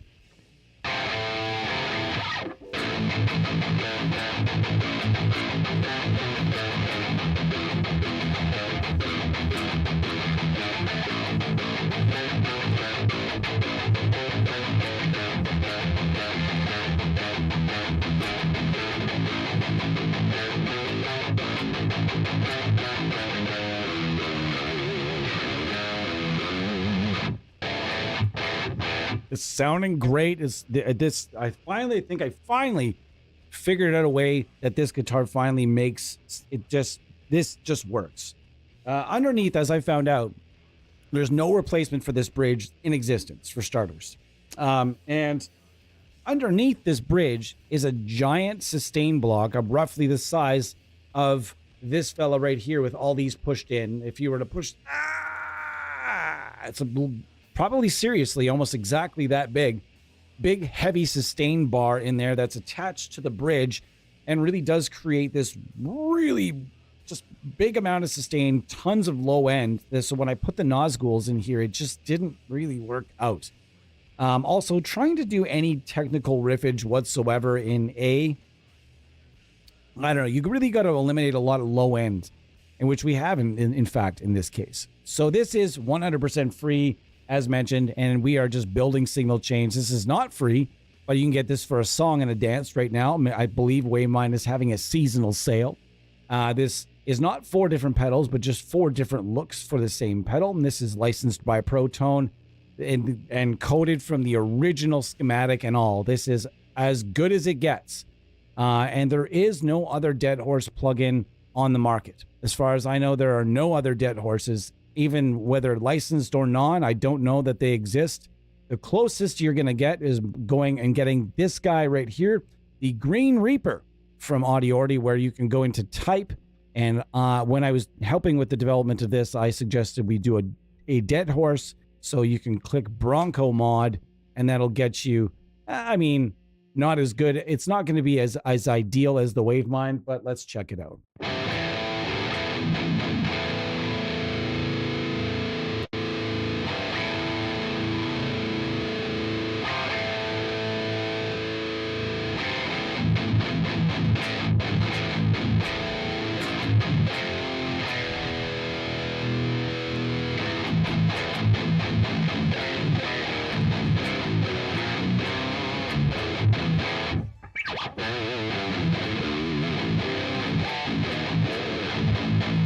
That's beefy. That's lots of low end. That's lots and lots of tough stuff. So again, this one's awesome. You can also, so here's the weird thing. There's 2 different types of modeling inside this one plugin. Inside this right here, this was coded straight from the amp itself. And this was based on one of those little tiny Marshall amps that was meant to go on top of those little tiny Marshall cabinets. You know, those little 1-speaker cabinets. This was the amp that coded from the amp that goes on top of that little bad boy. Now, which is crazy because I've got this hooked up to a Marshall, a 412 cabinet right now. And it sounds huge. It sounds gigantic.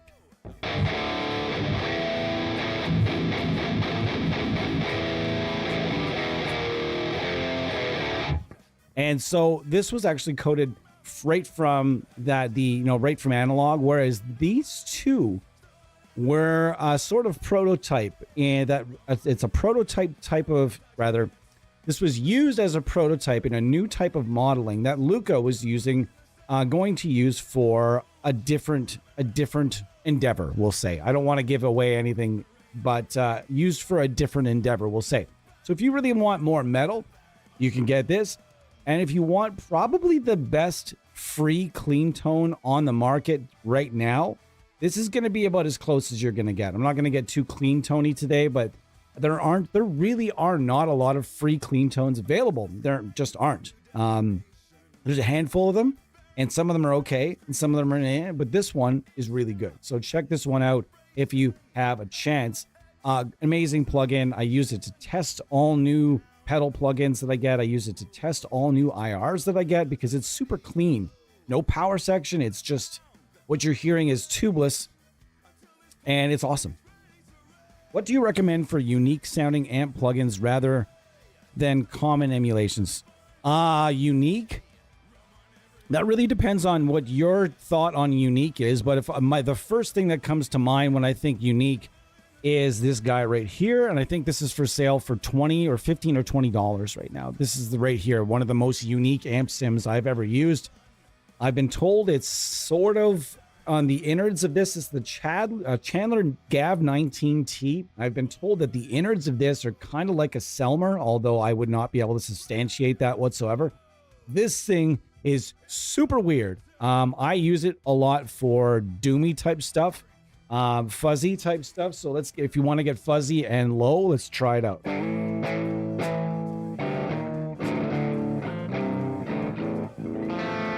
Whoa. Something happened there. Let's make sure I'm in tune first. And I am. Oh, a little bit up. Thanks for being with me today, guys. Friday. I had a personal day booked from work today. It was nice. I used the personal day from work today to literally do just about nothing. And it made me feel great. So I'm going to here's the effects rack. I'm going to take the IR out of, well, no, let's just use it. I don't really know what's what. I hate when they don't put, see, this is the only thing I don't like about this plugin. I don't like the the cab loading window, but we're going to use our own anyway. That's fine. So let's use that. And now let's just start to make weird sounds.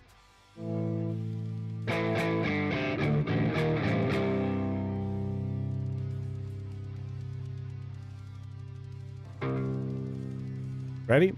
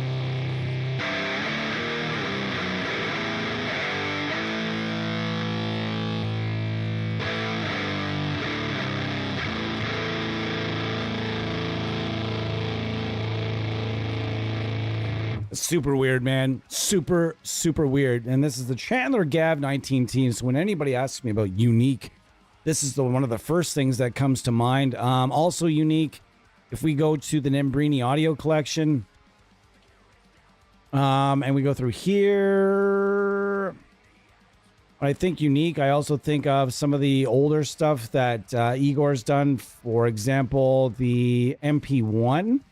It's not really a weird sound, but it's definitely. Oh wait, no. Let's go with the Rock Dude. This is a weird plugin to exist. It's based on that little Rockman headphone amp, and this thing, it sounds freaking awesome. One of the best clean tones you'll ever find in the history of amp sims. Although I will say the one in Amplitude is really good. Okay, I would almost argue to say the one in Amplitude is better than this one. But that's neither here nor there. You guys can be the judge. This one is awesome. The one in Amplitude, also awesome. I think it comes in the, it's like its own little thing.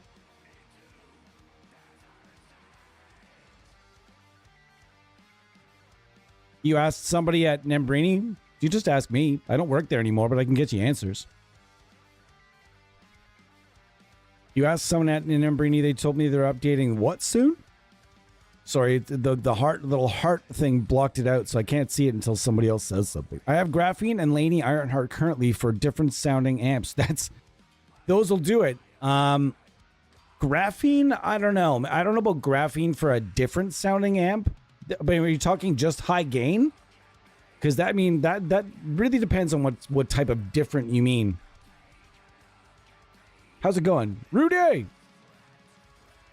By the way, nice to see you, Rudy. That's a sick destroyer. Thank you so much. I appreciate you. Is Elmira still here? Wow, 11 people in the house. The Hardball. Nice.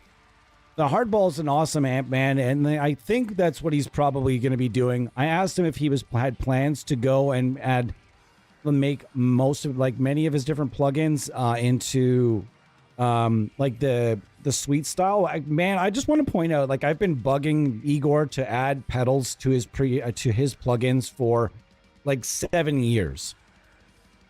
7 years. It took me 7 years to get that dude.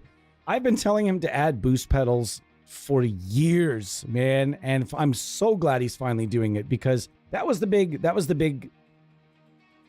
thing, was like a lot of people didn't want to use some of his plugins because they're like, it doesn't have the built-in plugins. Wah.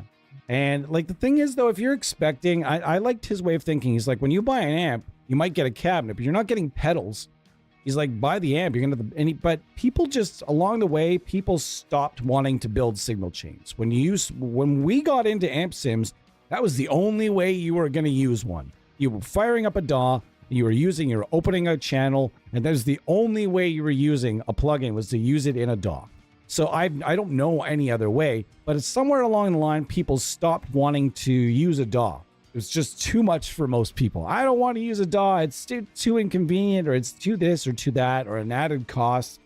I get it for the added cost, but still, and still having then at that point, plugins had to be made with everything included. Everything included had to be included.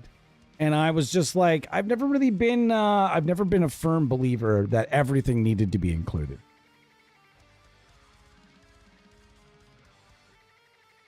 I mean, boost sections, but I was, again, like, I feel like it's industry standard. So the developers that aren't doing it, it's not just for convenience anymore. I like pedals too, man. Like, I just love it. I love pedals. But if an amp sounds really good, then that's all I really need. I really need the amp in the suite to sound really good.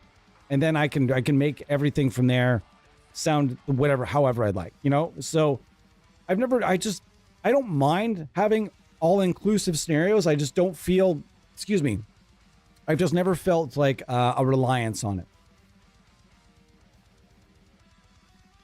All right. So today we're using random low tunings and random plugins, random freeware plugins. I'm going to check out Nosferatu as well. Again here, let's get some more chugging in with this. We're tuned in A right now. Nope, we are out of tune again. Brand new strings. I give it a stretch. Oh yeah, it needed another stretch for sure. Eesh, what? Stop it. Sorry, folks. Tuning issues. They happen. Where's the person? You should just put an Evertune in it. No. Don't like me, the Evertunes. Not a big fan. Jeez Louise. I was further out of tune than I thought. All right, see where we're at.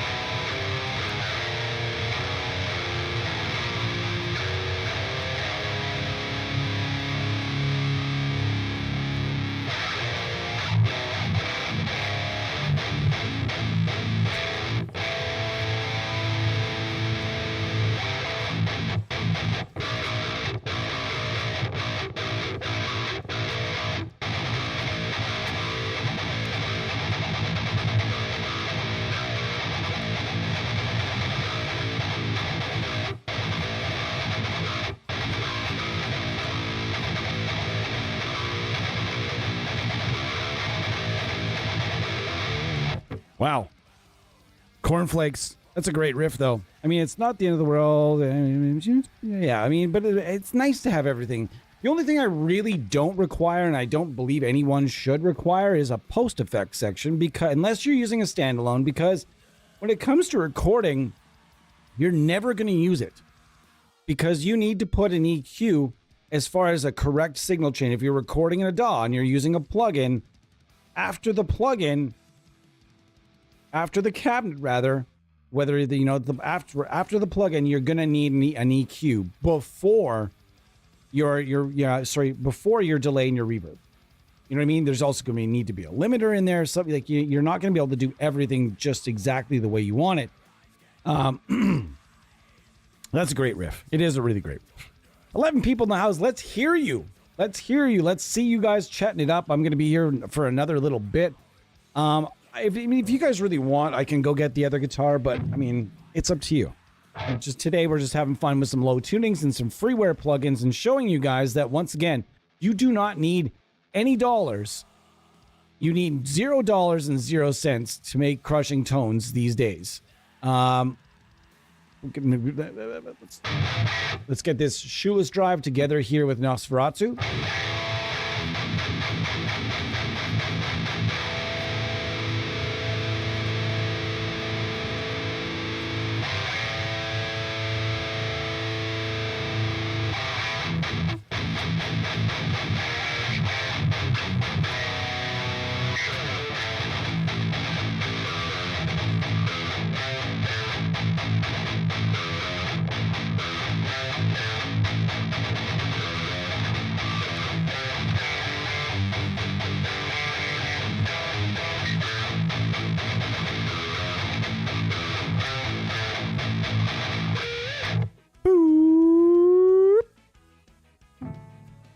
Man, come out of these brutal riffs and all of a sudden there's ska. It's like, whoa, what?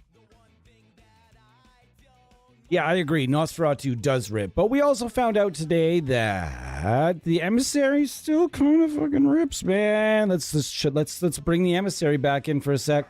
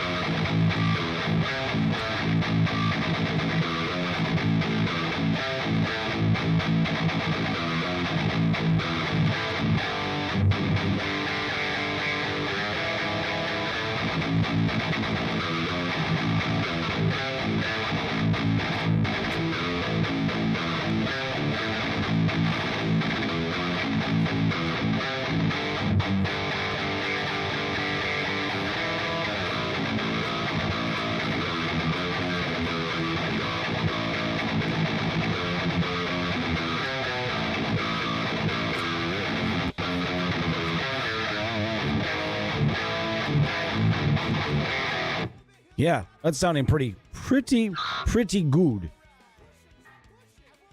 Kyle Hunter. Nice to see you, brother. Nice to see you indeed. I was so hoping that my EC1000 was going to be ready to the rips today, but it was not.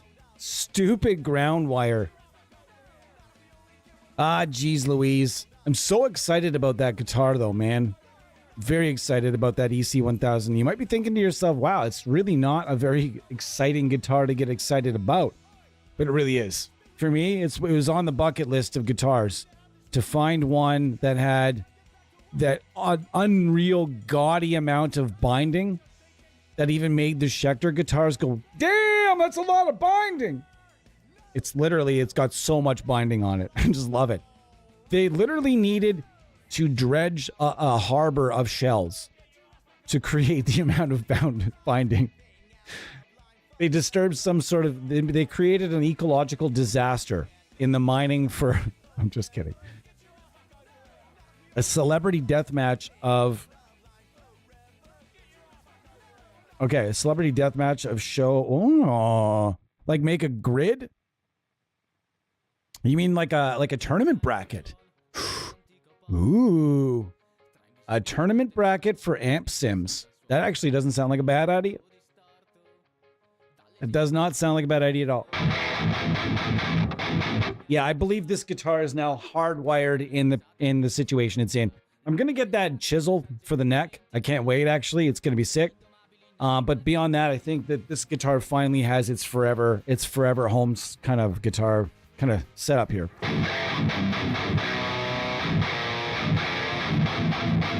This pickup, brand new, when they were still being made, or at least somebody had a fucking giant horde of them. This pickup only cost me $65 US. And that was about 5 or 6 years ago. Wasn't that long ago. 5-6 years ago, maybe. Now, they are no longer being made, and finding one is going to cost me, not that I'm even looking for one anymore, but if you wanted to buy another one, I would have to spend $400. Nope. Not going to do it. And I heard somebody recently in one of the streams said, well, why don't you just get a dime bucker? It's the same thing. It most certainly is not. They do not sound the same, although the dime bucker is a really nice pickup. And I really actually kind of do want to put it in something, but I have no need for it at this point. So we'll see. We'll see. It may go in the EC. That was one of the pickups that I have sort of like earmarked for the EC. The Seymour Duncan Dimebucker. It's a great pickup. But you're talking about the pickup I can't find is the Bill Lawrence USA L500XL, the original dime pickup. And there was two people making them for a while. There was being made by Bill Lawrence USA, and then the Wild Company, WILDE, were also making them. And now nobody is making them. And you can find them for very little. You can find very few of them now, and the ones that you can find are not in the best condition. I saw one the other day for $170. $170 for a used pickup, and it had somebody had to lengthen the lead. So like there was almost no lead left, original lead left on it. I was like, I don't know, man. No thanks. No, they're not making them. I don't think. Really? Email me the link because I'm not seeing it anywhere. If that's true, I'm going to go at some point. If they're still selling them for $65 at Bill Lawrence USA versions, if they're still selling those for $65, I'm going to go buy 2 or 3 of them at some point in the near future and put just to have them to put in random guitars, because this pickup sounds amazing. It's just such a great pickup.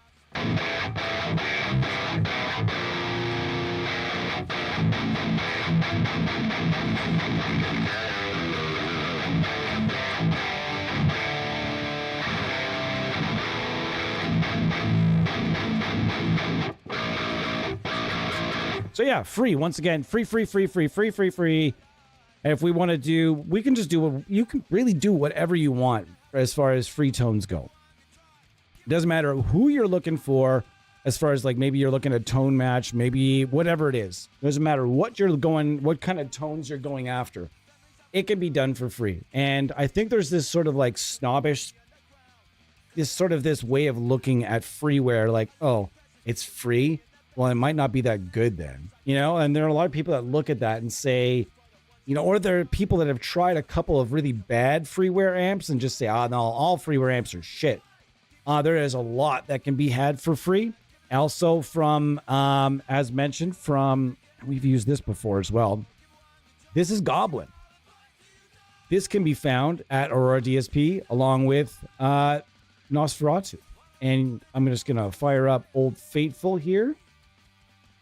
And we're going to fire up a pedal.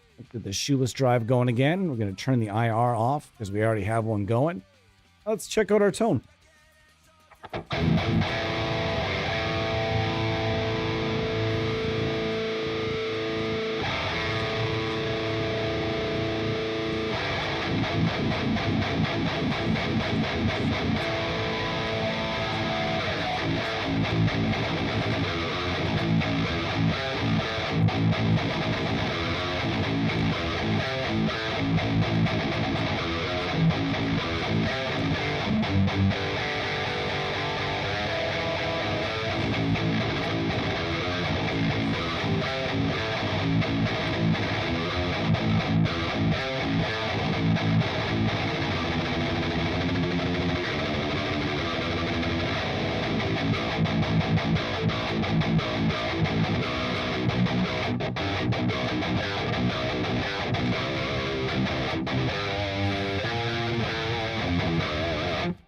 Yeah, so this is free. You can also get this from Aurora DSP for, and it's again $0. It's a 5153.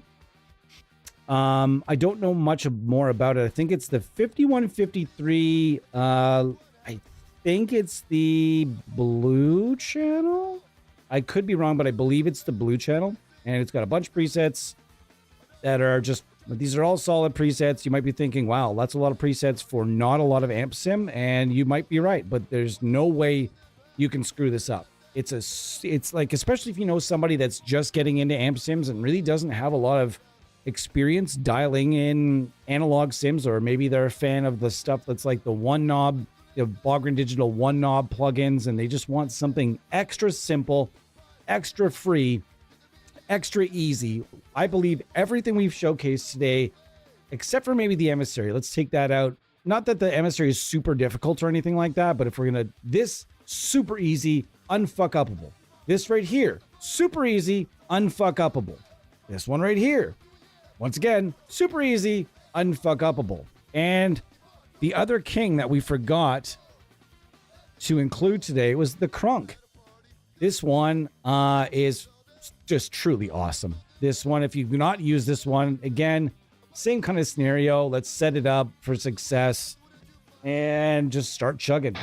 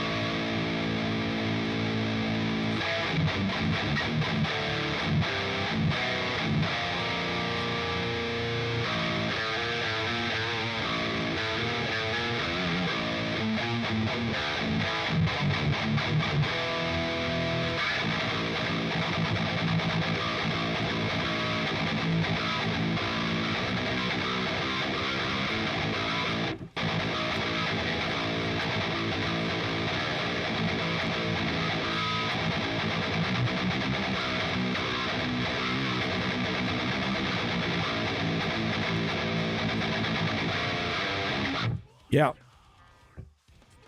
I've seen a bunch of YouTubers mixing the whole song with free everything and sounded professional. You goddamn right they can. Absolutely. Now, the songs they are mixing were great songs. Sometimes we obsess with tones. But yeah, absolutely. I'm just telling you right now. Like I'm telling you right now, there is a way to do everything for free. Reaper is damn near free. It's free to start with. But buy the personal license for $60, which in comparison to every other DAW, and this DAW competes and if not dominates many other DAWs out there. There's a giant community of people to help you if something gets fucked up. A lot of very, very, very loyal Reaper users, and I am one of those people. So I can definitely help you get started. This is not the normal looking Reaper. I have a skin on it. A lot of people like this skin and ask me what the skin is. I've received that question over the years. I'm not even kidding you, 50 plus times. And I love this skin. It's Braun Bespoke or something to that effect. I can't remember. Anyways, and there's a way to do everything for free at a high level of quality. Sure. Every once in a while, I would say that for mastering, if you're looking to master, that's where I might spend some money. If you're looking to record everything at home and you're looking to master everything without being, I'm be straight here, mastering is really fucking hard. Really hard, especially if you don't really know what you're doing and you're a bit of a beginner. Or even if you're an experienced user, mastering is fucking hard. So there's two different things that I would suggest that you could probably spend money on. And one of those things, actually just one thing really, is a mastering plugin, something like Control Hub. Control Hub's really, really cool. It has replaced a lot of stuff for me, but there are cheaper solutions. Find some sort of a good mastering plugin, snipe it on sale, and then park it in your master bus there. And then that way you're able to kind of mix as you master as you mix. It's kind of the way a lot of people do it. That's one place I just don't think you're gonna find a mastering suite for free. And something for mastering is necessary unless you want to send it to someone and pay a lot more than you're gonna pay for a plugin. So that's just my way of looking at it. But yeah, everything else is, look how much stuff is available in Reaper. If I go into the plugins and all plugins, they give me recomp. Oops. Look at all these Reaper plugins. And some of them aren't Reaper, but most of them are re-synth, re-this, re-that, re-xcomp, re-voice, re-vocode, reverberate, reverb, retune, re-this, re-that, re-pitch, re-comp, re-delay, re-EQ. And right inside Reaper, it eliminates the need for purchase of any of that. So I use ReQ all the time. I'm using it currently on this vocal track. Oh, come on, buddy. So there's like almost every plugin on this vocal track that I'm using right now is free. The recomp, the regate, the denoiser is not free, but very close to it, and relimit along with ReQ. So almost everything on this vocal track is, and it's not taking up a whole lot of needs in the computer either. You're right. That's why it's like, it's funny. You and I said it at the exact same time. They don't require a lot of needs, and you can do everything inside that. There's no need to go and buy fab filter anything when you first get started.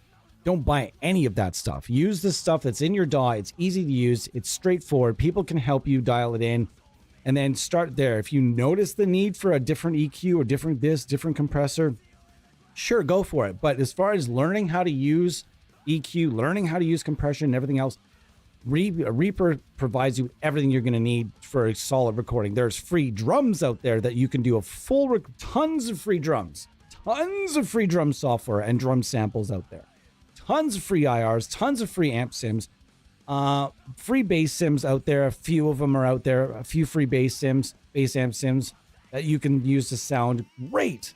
And I've done full-on free recordings before. And only use, well, not full on free.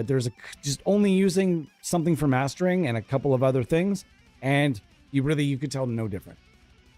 Okay. Awesome. I've never heard of ZL Equalizer 2 before, but I will look it up. Thank you so much for being here, everyone. Thank you, and thank you some more. I was going to pull out the Harley Benton baritone, but we just got to talking a lot today. But that was great because we had a lot of questions, a lot of newer users, or users maybe stuck in that rut where they're stuck in that gateway software. And then when I say gateway software, there's a place for it, just like there's a place for gateway metal, and like there's a place for gateway rap and gateway hip hop, and there's always a gateway to most things, except for. And most of them are going to help you kind of immerse yourself, or at least, toe the waters, get about waist deep, and then figure out, is this for me? Is this not for me? And there's always a further way to go. So you can think of stuff like Positive Grid, Bias Effects, even though that is a goddamn turd. Amplitude is a very solid. Many people got their toes wet. When it came to brand, being new to amp sims, a lot of people found Amplitude first and then kind of went past it, especially when you start trying stuff like the Neural DSP stuff, which is obviously the biggest name out there, and their ads are everywhere, and they've got free, fully functional free trials that you can try. And that's my suggestion, is try as many free trials as you can get your hands on. Find out which developer is giving you the level of quality. Find the products that are exactly what you want, and then put them on a list and snipe them when they go drastically on sale. Even if you got to wait 2 years, I had to wait 2 years before I bought the Mesa Boogie, the Mark II suite or Mark suite from Neural DSP. I had to wait 2 years before I bought that. Eventually, it was at that price that I thought was worth it for that particular plugin, and I bought it. So even if you're a fan of just freeware and you have zero budget, once in a while, if you do have a budget, make a wish list of all the different stuff that you really want. Try it first. And then when it's, 70, 80, 90% off years down the road, after it's way out of its promotional and marketing cycles and nobody gives a flying shit about that plugin sales at the company like they used to, that's when you see those things go on sale for like 80%, 75%, and like really gouging chunks off.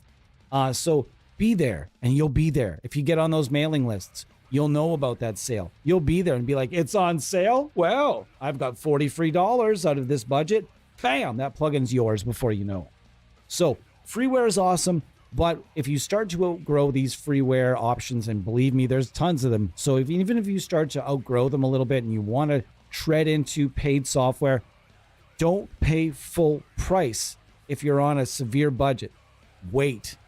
Many people can't wait, but if you can wait, you will save yourself a shitload of money.